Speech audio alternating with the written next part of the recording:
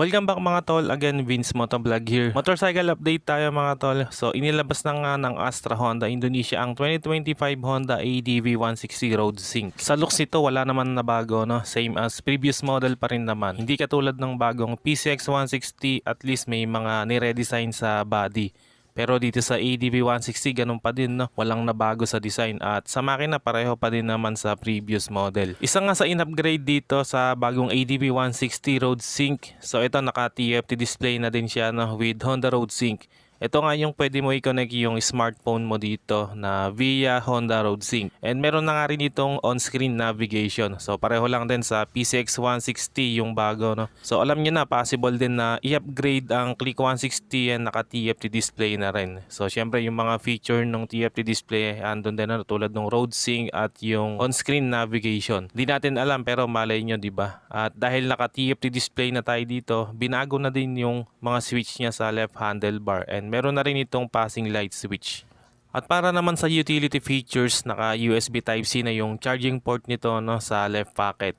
And ang maganda nga dito, may cover yung pocket niya dito, kaya safe yung cellphone o yung gamit mo dito. So ayun mga tol, ang mga binago lang dito sa 2025 Honda ADV 160. So design nito talagang ganun pa rin sa previous model. Pagdating sa makina, sabi ko nga kanina, pareho pa din sa previous model, no. So gumagamit nga ito ng 156.9cc to be exact, liquid cooled 4-valve single overhead cam program, fuel injected engine at naka ESP Plus o Smart Enhanced Power Plus. Naka ACG na din kaya silent start lang itong ADV 160. Equip pa din naman ito ng idling stop system, and pagdating naman sa performance, kaya nito mag-produce ng 15.8 horsepower at 8,500 RPM at max torque na 14.7 Nm at 6,500 RPM. And pagdating sa fuel mileage, kaya naman ito umabot hanggang 45 km per liter. So matipid na to para sa isang 160cc na makina, and depende pa rin naman sa rider at sa road condition. Fuel tank mga tol, 8.1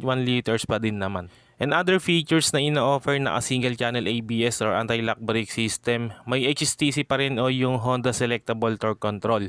Sa brake light naman may ESS o yung Emergency Stop System. So ito yung pag nag-sudden brake ka at high speed, magbi-blink yung tail light mo. And sa wind visor naman, manually adjustable pa rin to. And pagdating sa suspension, sa front naka-telescopic from Showa, and sa rear suspension naman naka dual shock with sub-tank. Syempre from Showa pa din, kaya talagang maganda ang quality. Sa ignition key naman naka smart key system at meron itong answer back function, at isa sa importanteng feature, meron itong large underseat compartment. So kasya dito yung standard size ng helmet at may space pa sa iba pa nating gamit o maliliit na gamit like jacket, basic tools, and yung mga papeles ng motor.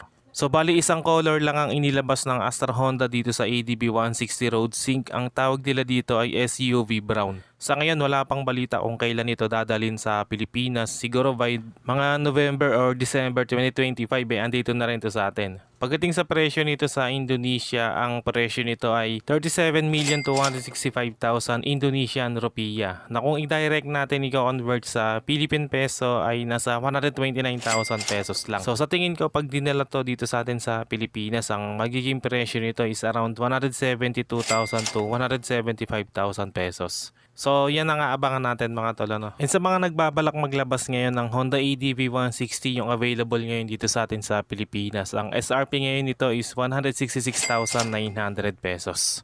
Okay mga tol, yan ang quick motorcycle update natin para dito sa 2025 Honda ADV 160 Road Sync. So antayin natin tong lumapag dito sa atin sa Pilipinas. So hanggang dito na lang mga tol. Kung umabot ka sa part ng video na to at sa mga solid viewers dyan, maraming salamat mga tol sa panonood. At kung bago ko lang sa channel na to, huwag na mag-atubili pang mag-subscribe at paki-on na rin ng notification bell para ma-notify ka pag may bago tayong upload. Meron din tayong Facebook page, pa-like and follow na rin. Maraming salamat mga tol. Always ride safe and God bless.